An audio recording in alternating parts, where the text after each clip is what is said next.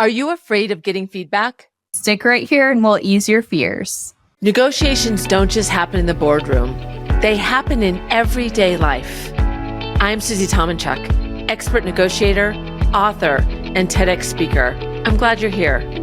I'm going to show you the art of negotiation without manipulation so you can level up, know your worth, and adopt a negotiator mindset. Let's go. Hey, welcome to Leaders with Leverage. I am so glad you made the choice to be here today, especially today, because I have a very special guest. And I'm going to tell you right off the top, she's my oldest daughter. This is Trace Beatty. Welcome, Trace. Thank you. I'm very glad to be here. I just realized as you were doing that intro, I actually have a little fidget. I know you fidget sometimes while you're in meetings. So I just realized I'm going to be more comfortable having this in my lap while we talk today. I love that. I have mine. I have silly putty, so it's quiet. So make sure you don't make any noise. So I have Can you mine hear the too. click? No, so we're good. Okay, good. Okay, good. I'm glad we got that covered. Now everybody knows it's a little better. I want to give a little context. I didn't ask you permission to do this, but Trace is 30. And I wanted to give you that context because she's worked for 3 corporate environments and she currently works at Nordstrom. She does project management around their fraud area. So she works with engineers and she works with frontline to look at the workflow around that. Is that fair? Did I do good? Yes, it's product management. So you had both of them in separate descriptions. But yes, product management within the fraud space, as you mentioned, for Nordstrom. And yes, I do get to work with a lot of our very talented tech team, software engineers in the corporation, as well as our frontline engineers across the organization. Okay, great. And I love one thing we're going to talk about, which you and I talk about a lot, is we have a very different relationship with feedback. And when I grew up in my corporate world, feedback was something that happened once a year and it was hard. I still have problems with feedback. I have to get in the right mindset to hear it, but you're really different. So explain to us, what is your relationship with feedback? That's funny that you say I'm different. I feel like feedback's still hard for me too. Feedback is something that's never easy to take, but I am maybe more proactive in my engagement with feedback on a regular basis. I have found that in my corporate career across the last 10 or so years, that getting feedback is better than not getting feedback. Yeah. And even if it's very simply something along the lines of, hey, you're doing what you're supposed to be doing, and getting that feedback is very tangible and helpful for me too. Yeah, because it's when I've talked to you, it's when you are in an environment where you're not getting feedback, it's like you're in the dark. You don't know if you're doing well, if you're on the right course. And so it makes you tread water sometimes. That's what I've noticed about you is you're just not really sure or confident because you're not sure if you're going the right way even. Would you say that's fair?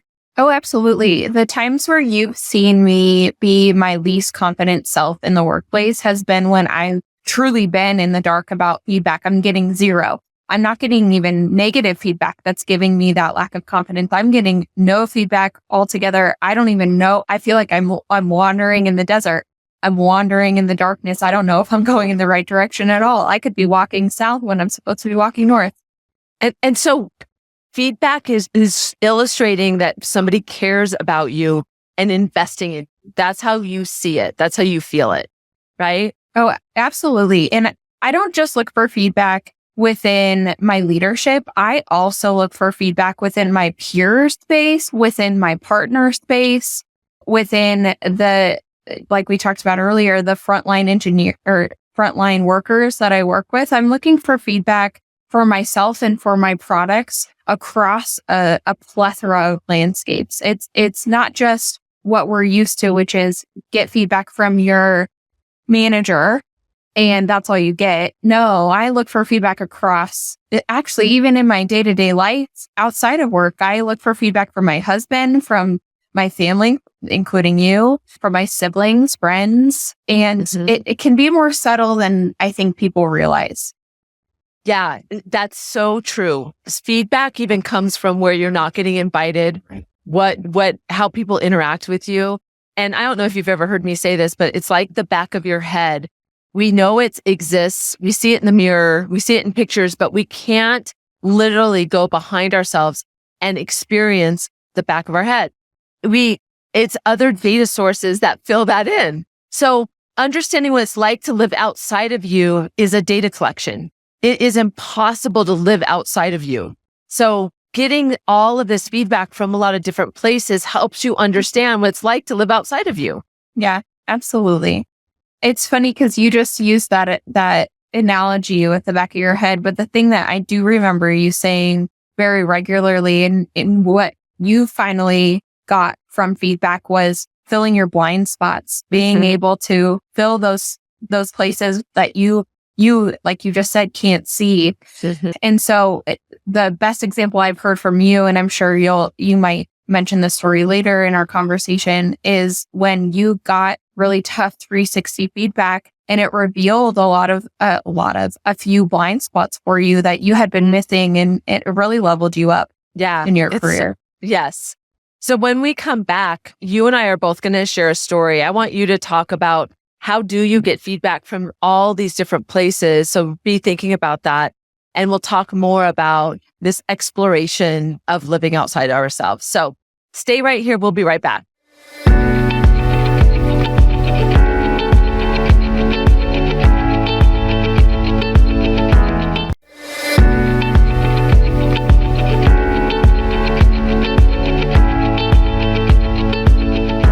We're back. So Trace, what I'd love you to do is think about a time, and I want you to share a story that isn't from your current company. If you could maybe think about something that was prior to now, just so that, maybe think about what you've learned. So can you tell us a story that is related to your relationship with feedback? There's so many. There's literally so many.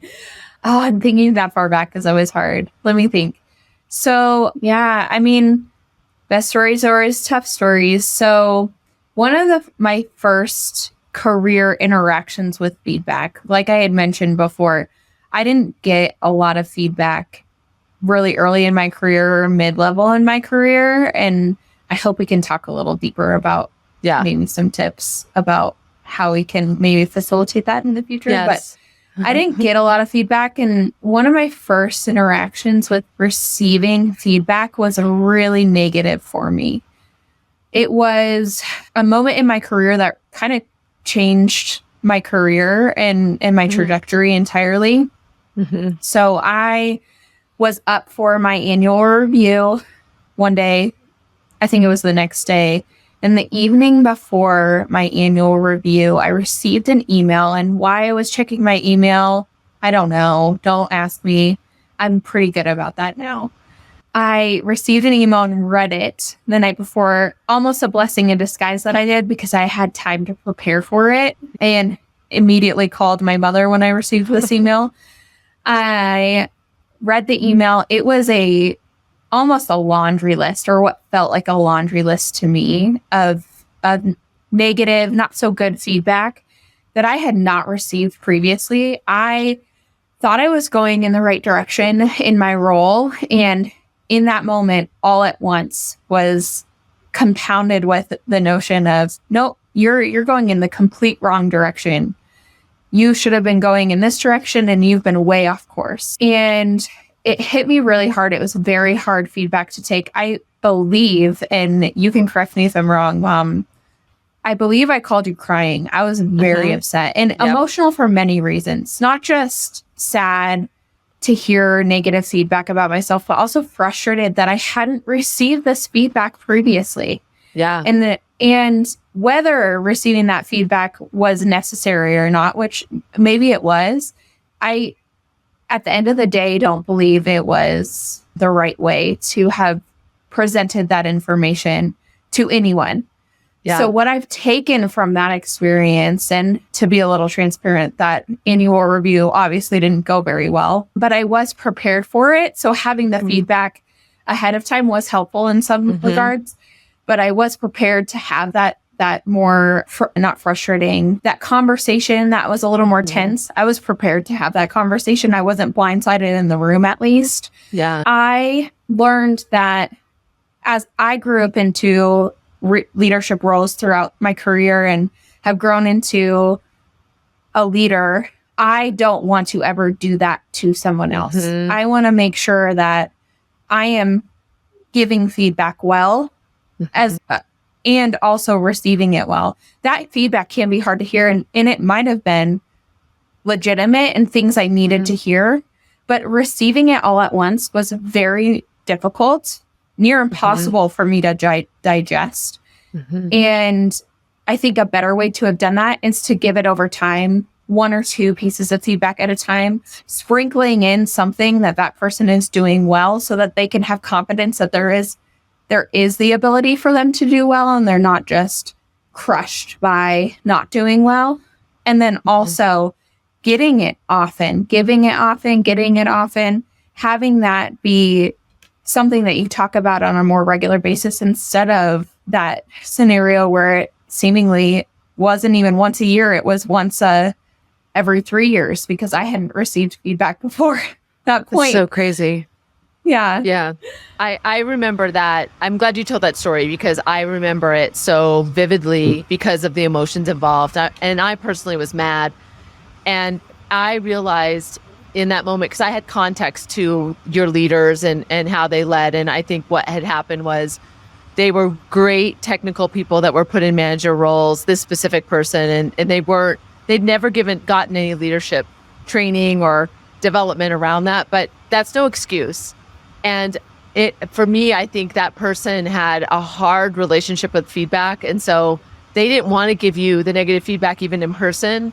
So it was the lazy, easy way out for him to email that. And I remember what he said to you in the moment was like, that way we could talk about all the good things because he got that out of the way. That's right. It's like, that I was forgot about that. Yeah. So he transparently said, this is easier for me. Yeah. But the other side, that's why I love you telling this story is don't forget there's somebody on the other side of getting that feedback. And it's so important that we not only think about our relationship with it, but how that transcends to the person in front of us. Definitely. It's funny. I think around the same time in my career, I was going through a really great tactical book around leadership called The Leadership Contract. And there's a very large section around getting and giving feedback. And I do remember some of my emotions that came out were frustration because I knew this was the wrong way to give feedback. It wasn't an effective way. And I was almost angered and frustrated by knowing that this is not an effective way. And it was just written and I read through it in the book. This is not an effective way to give feedback.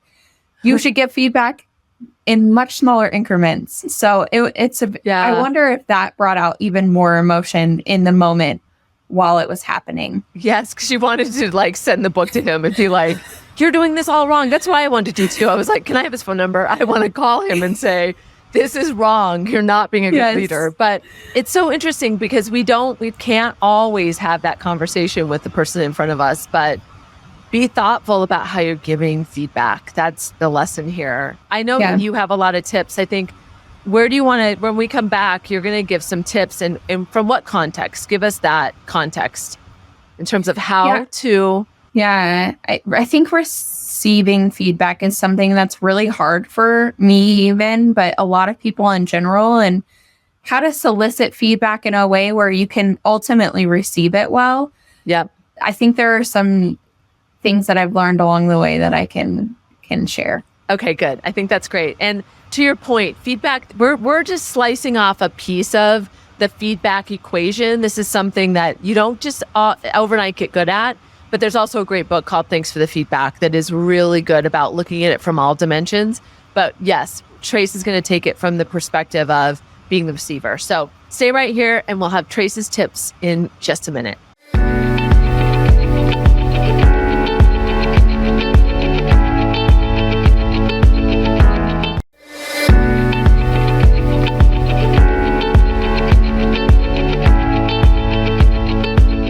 Okay, Trace, I don't know your tips. I'm excited to hear them. So the way we do this, you tell a tip, give us some more context, and then I'll comment as well. Okay. I do want to say I have not prepared these in advance. These are kind of coming more naturally. So bear with me. Okay. The first one that I want to start with, my first tip is ask. What I mean by that is there are a lot of situations that you're in where you're interacting with people one-on-one on a regular occurrence. I have probably 5 or 6 one-on-ones that occur on my weekly schedule. In those one-on-ones or one-on-one interactions of any kind, I would really encourage you to ask for feedback. Solicit the feedback yourself.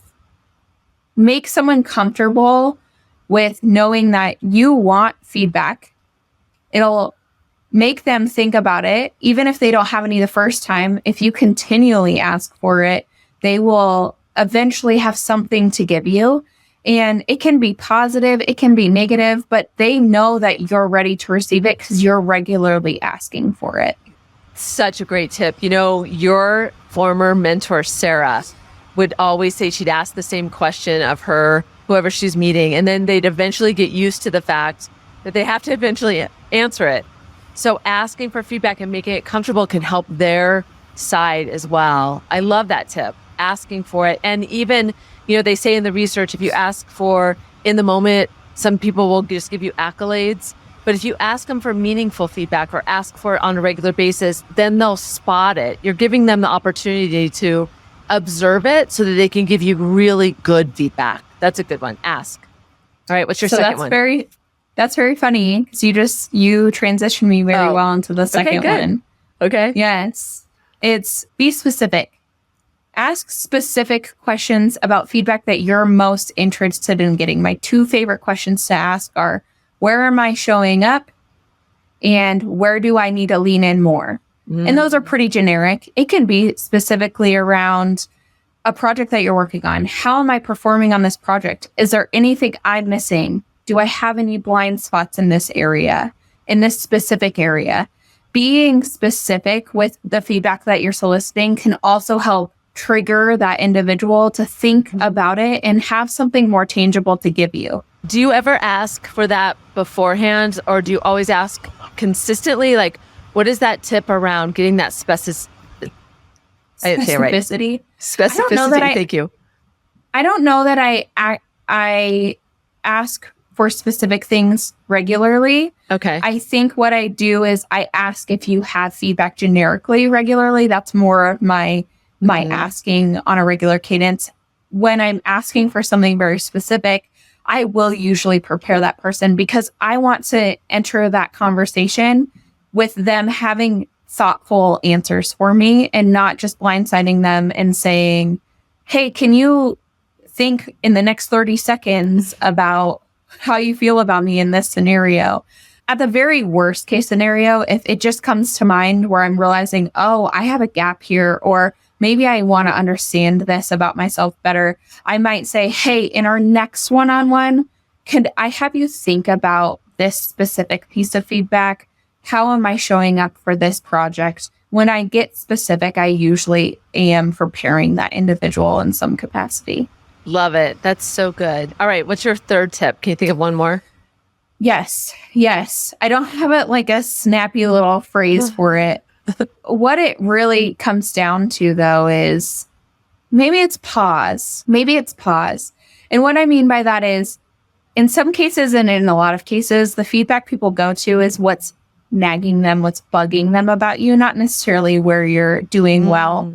And so anticipating that when you're asking for feedback, you can and will get something that will be received more negatively. If you're able to pause in that in the entirety of that conversation, you will be better off, even if it's killing you inside, to be able to download that information and absorb it and understand it for yourself before responding. When we react to feedback, that, especially if it's a negative reaction, that will immediately cut someone off from wanting to give it to you. And so you're cutting off that lifeline, that willingness to provide you with feedback if you're unwilling to stop and take the information that they're giving you, no matter how hard it is or incorrect it is. They might not have the right context, but absorb it before you try to dispute it, even internally. Yes, that's so good. I love the power of the pause. I think that's perfect because No, that's right. That's yours. no, I think I stole that from somebody, but like taking the time to, because you're right, it turns people off. And we all know people when we give them advice or feedback and they never take it. I don't want to, I don't give it to them anymore if they can't understand it. So if you signal to them that you're not, so I love that pause because that will be like, you're thinking about it. At least you're contemplating it. Even if in your head, you're like, ooh, I'm so mad at you for saying that. That pause. You're wrong. Yeah, you're wrong. All right. So your tips were, now I'm not going to remember. Your tips were, let's see if I can do it. Your tips were to prepare. Was it prepare? Prepare. Be specific. No, no, I thought that was the second one. It was, but you forgot the first one. Yeah, that's okay. Okay, let's start again. She'll edit this in. Okay, so your tips were ask, be specific, and pause. Those are good. I'm really proud. I'm having a really proud mom moment. So good.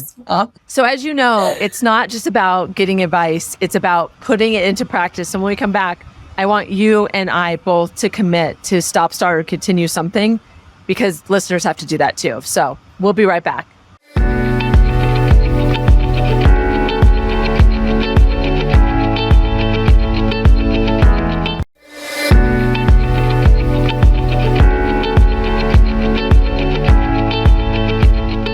Okay, our final segment, you won't be surprised, Trace. This is where we put the pedal to the metal, the rubber to the road is you can't just talk about it. What are you going to do? And you've made me really think about, I'm going to do start actually. I'm going to start soliciting feedback from my clients. I've never really thought about how I need to get that so that I can understand what it's like to work with me. So I'm going to do that on a more regular basis. So what are you going to commit to here? I think I'll continue my path of asking for feedback regularly. That's been a very effective way for me to fill the void of not getting feedback. Mm-hmm. And I really feel like it's helped me build stronger relationships in my working environment. I think I'll also start soliciting feedback from individuals that maybe I'm less comfortable soliciting feedback from. Those who I might get feedback from and think, oh, that's not true, or there's an inaccuracy there.